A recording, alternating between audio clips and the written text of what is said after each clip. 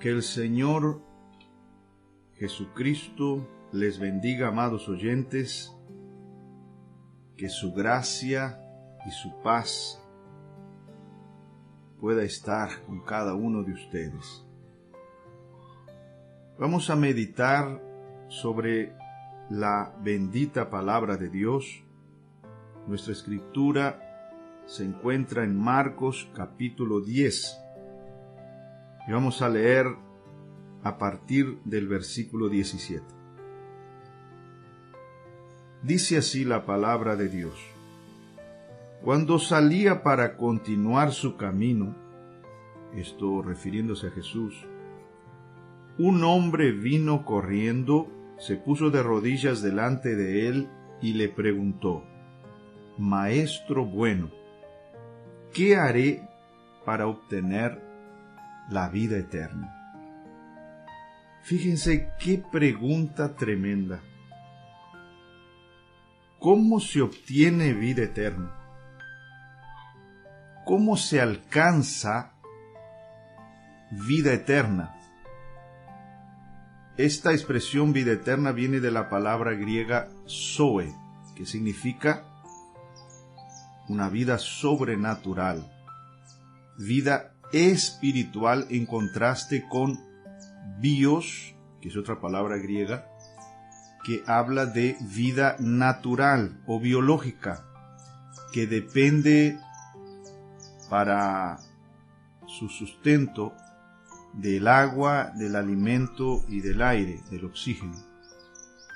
Pero aquí este hombre estaba buscando una vida no natural, no bios, no vida natural, que ya la tenía, vida biológica. Estaba preguntando por una vida superior, vida eterna, la vida del propio Dios. Y a pesar de que, como veremos, era un hombre religioso, aún no tenía vida eterna. Entonces se aproxima a Jesús y le dice: ¿qué haré para obtener la vida eterna? Pero Jesús le dijo: ¿por qué me llamas bueno? Ninguno es bueno sino solo uno, Dios. En otras palabras, Jesús le estaba diciendo: ¿has tenido una revelación de mi deidad, de mi divinidad? Porque si ninguno hay bueno, sino solo Dios, y tú me llamas de bueno, es porque has visto que soy la deidad hecha carne. Pero continuó diciendo: tú conoces los mandamientos. No cometas homicidio, no cometas adulterio, no robes, no des falso testimonio, no defraudes, honra a tu padre y a tu madre. Pero él les dijo: Maestro, todo esto he guardado desde mi juventud. Fíjense que esta no era la respuesta que Jesús esperaba. Cuando Jesús le habló sobre guardar mandamientos, guardar la ley, no era bien esta la respuesta que Jesús esperaba. Porque esta respuesta de este hombre, todo esto he guardado desde mi juventud, nos muestra cuán ignorante era en relación al propósito por el cual la ley de Moisés fue dada. La ley nunca fue dada para ser guardada, pero para que la ofensa abundase, y por ella, dice Pablo, vino el conocimiento del pecado.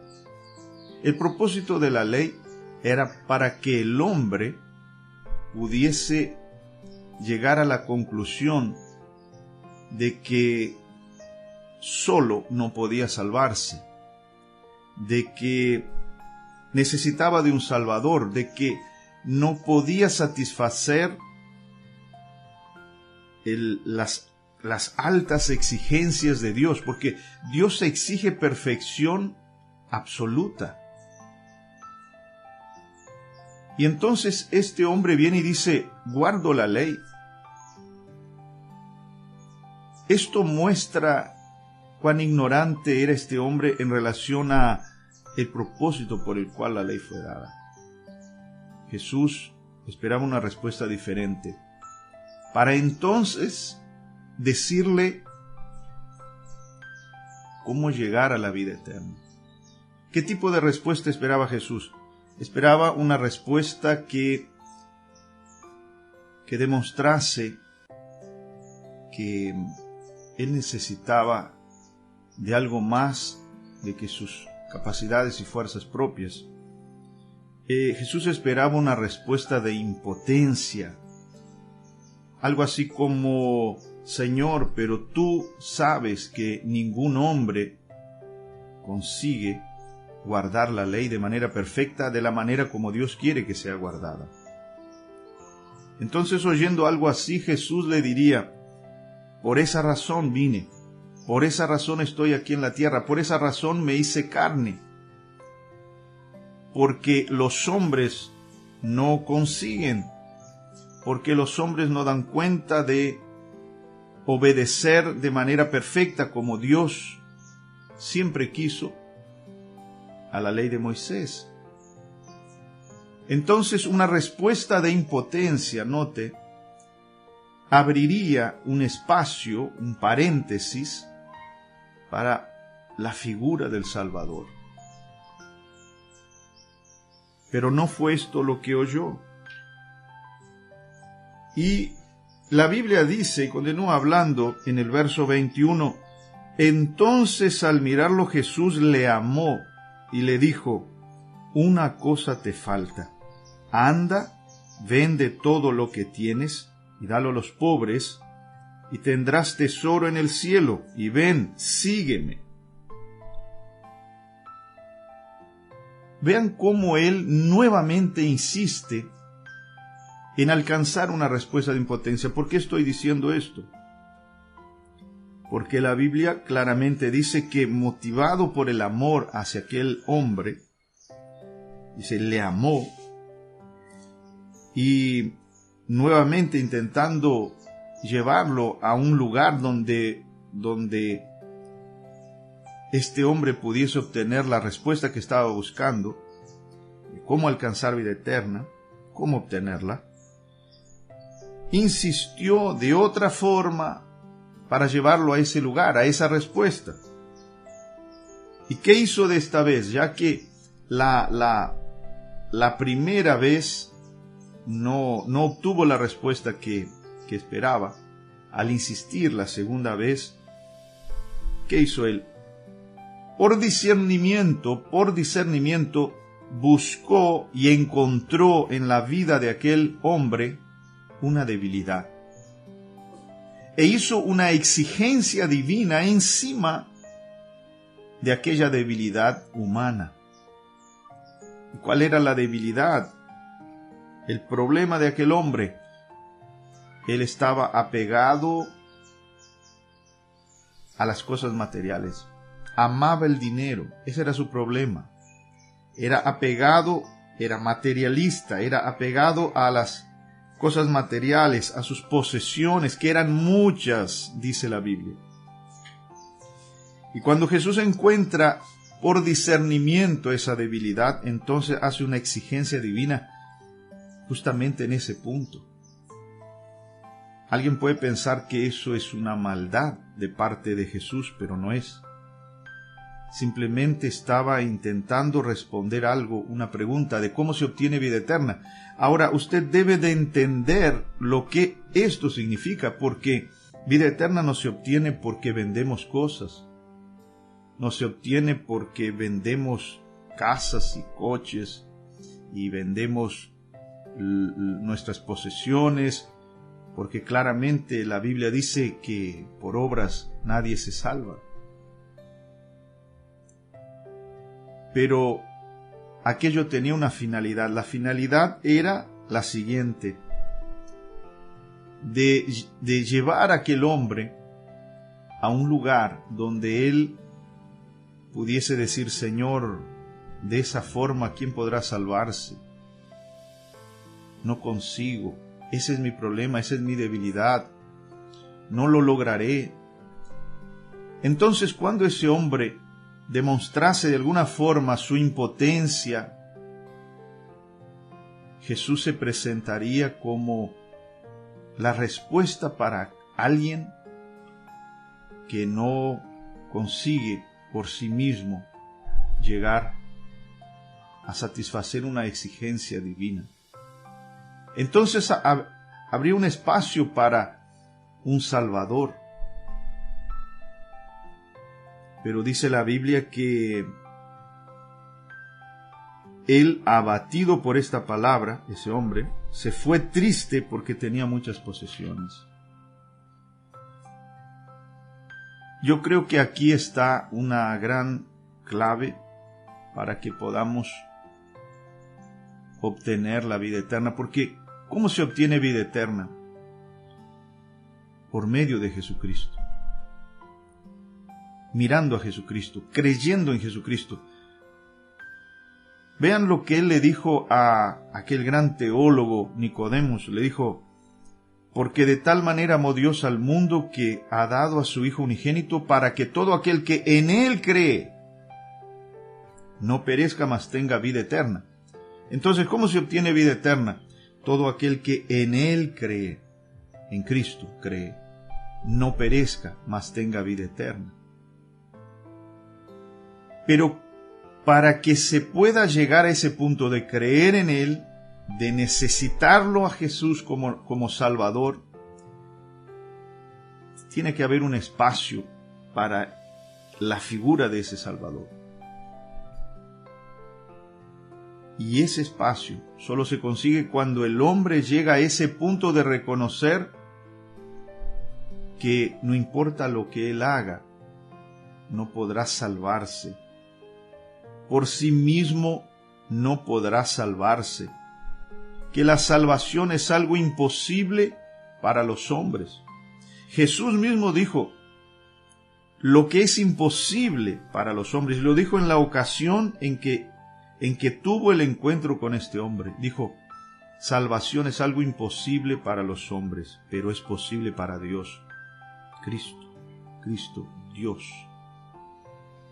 El hombre necesita llegar a ese lugar donde él entiende que no puede salvarse a sí mismo, que necesita de Dios, que no importa cuán religioso sea, vida eterna. Para alcanzar algo tan tremendo como vida eterna, se necesita de Cristo. No basta con guardar mandamientos, no basta con ser religioso, no basta con ir a la iglesia. Es necesario nacer de nuevo. ¿Y cómo comienza ese nuevo nacimiento? Ese nuevo nacimiento comienza justamente como Jesús se lo dijo a Nicodemos. Como Moisés levantó la serpiente en el desierto, el Hijo del Hombre debe ser levantado, para que todo aquel que en él cree no perezca, mas tenga vida eterna. Comienza con fe en el Señor Jesucristo. El nuevo nacimiento, cuando fue predicado por Jesús a Nicodemos, nosotros vemos que a pesar de ser un hombre, un maestro, Jesús le dijo: eres maestro de Israel, pero no estás entendiendo nada de lo que te estoy hablando. No estás entendiendo nada. Le dijo: ¿por qué? Porque cuando le habló de nacer de nuevo, Nicodemos cometió dos errores en la interpretación de lo que Jesús dijo. El primero fue pensar que el nuevo nacimiento era algo físico. El segundo error, que el nuevo nacimiento venía a través de mujer. Porque dijo: ¿cómo puedo yo siendo viejo? Entonces cuando se refirió a viejo, estaba refiriéndose al cuerpo envejecido, al hombre exterior, al hombre que estaba envejeciéndose, llenándose de cabellos blancos, de arrugas, Se refirió al hombre exterior, al hombre físico, al hombre de carne, y dijo, ¿cómo puede un hombre siendo viejo? Entonces ese fue el primer error, pensar que era algo, el nuevo nacimiento era algo físico, porque no lo es. Segundo error, entrar al vientre de su madre, mujer, no viene a través de mujer. El nacimiento natural es físico y viene a través de mujer. Somos nacidos de mujer, como dice Pablo en 1 Corintios 11. Pero el nuevo nacimiento no es algo que viene por medio de mujer, sino por medio de hombre. Y ese hombre es Cristo. Y no es algo físico. No es algo físico, es algo que sucede en el interior de la persona, porque lo que es nacido de la carne es carne, pero lo que es nacido del espíritu es espíritu. Es cuando Dios le da al hombre un nuevo corazón, un nuevo espíritu, y lo regenera. Entonces ahí están los dos nacimientos. Y aquí está algo.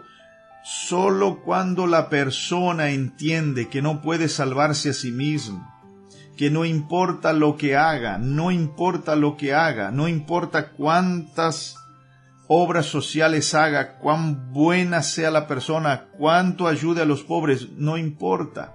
Eso no es suficiente. ¿Por qué no es suficiente? Personas que piensan que por ser buenas y tener buenas obras van a salvarse, no entienden el problema del pecado. Cuán profundo es el problema que tenemos con el pecado. Si yo preguntase en este momento, ¿por qué somos pecadores? La mayoría respondería así: somos pecadores porque pecamos, y esa es una media verdad. Una respuesta así me muestra que la persona no entiende la cuestión del pecado en su profundidad mayor. Porque la verdad es que nosotros no somos pecadores por obras, no somos pecadores por acciones. Nosotros somos pecadores aún antes, éramos pecadores aún antes de haber cometido nuestro primer acto pecaminoso. No fue que cuando dije mi primera mentira, o la primera mentira de mi vida, por ejemplo, que de ahí en adelante me transformé en un pecador, me torné un pecador, no. Antes de decir la primera mentira o cometer el primer acto pecaminoso de mi vida, ya era un pecador. Porque mi problema con el pecado, nuestro problema con el pecado, comienza en el vientre de nuestra madre. Comienza en el momento en que somos concebidos. Es lo que dice el Salmo 51. En iniquidad fui formado y en pecado me concibió mi madre. Allí comienza nuestro problema. ¿Por qué? Porque en ese momento en que somos concebidos, heredamos una naturaleza pecaminosa, fruto de la caída de Adán. Por eso dice la Biblia en Romanos 5:19 que por la desobediencia de un hombre muchos se hicieron pecadores. Ahí está. Porque la desobediencia de Adán contaminó a sus descendientes.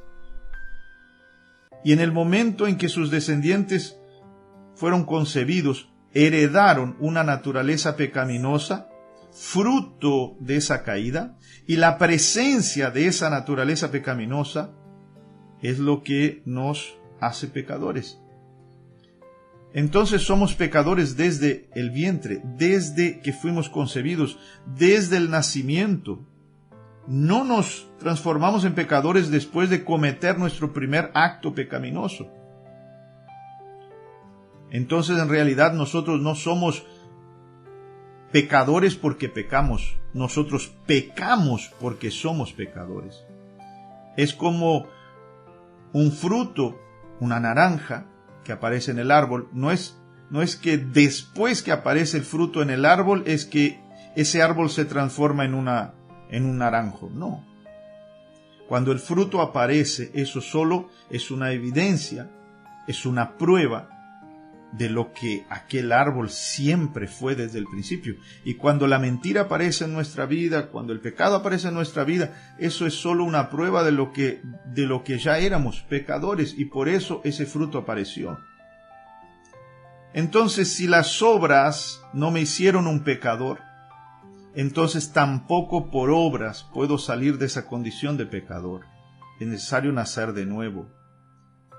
Vean que lo que me hizo pecador no fue mi desobediencia personal, pero la Biblia dice, repito, Romanos 5:19, que por la desobediencia de un hombre, Adán, muchos se tornaron pecadores. Y siguiendo esa misma línea, Pablo dice, en esa misma línea de raciocinio, que también por la obediencia de otro nos tornamos justos. Porque Dios nos justifica por la fe. Y ahí comienza el proceso de nuestro nuevo nacimiento. Y de esa forma nosotros llegamos a la salvación. Si nosotros no entendemos esto, vamos a perder la oportunidad de ser salvos. Si nosotros no tenemos este entendimiento claro, jamás vamos a nacer de nuevo. Nunca vamos a sentir necesidad de irnos a los pies de Cristo y decirle, sálvame, Señor. Sálvame, te necesito. Porque vamos a tener la impresión de que no necesitamos un Salvador. Nuestra religión basta, nuestra moral basta, nuestras buenas obras bastan, y por la Biblia sabemos que eso no es verdad. Necesitamos de un Salvador. ¿Por qué? Porque, como dije, Dios exige perfección absoluta, y ningún hombre consiguió guardar la ley perfectamente. Solo hubo uno que nunca pecó, que nunca conoció pecado, y ese fue el Señor Jesús. Y entonces Él ofrece gratuitamente su justicia, su rectitud, su perfección a todo aquel que cree. Cuando nosotros creemos en Cristo, entonces Dios toma esa rectitud de Cristo, esa perfección de Cristo, y lanza esa perfección en nuestra cuenta. Y cuando Dios ve la justicia de Cristo en nuestra cuenta, imputada a nosotros, como dice Pablo en Romanos 4, entonces Él nos declara justos. Y ahí comienza el proceso de nuestro nuevo nacimiento. Entonces, eso acontece, Dios nos da un nuevo corazón, nos regenera, nos da un nuevo espíritu, nos declara justos. Con ese nuevo corazón, con ese nuevo espíritu, entonces nosotros entramos en el proceso de santificación, y Dios nos va limpiando de todos los vicios y de las cosas erradas de nuestra vida, y entonces viene y sella con el bautismo del Espíritu Santo, concluyendo el proceso del nuevo nacimiento, sella toda esta fe que depositamos en el Señor Jesús. Yo espero que esta palabra te haya ayudado, que de alguna forma Dios ponga en tu corazón ese entendimiento de que necesitamos a Jesús para ser salvos, que no podemos ser salvos sin esa persona preciosa de Jesucristo. Solo Cristo salva. Que el Señor Jesús te bendiga, que el Señor Jesús te dé entendimiento en todo. Amén.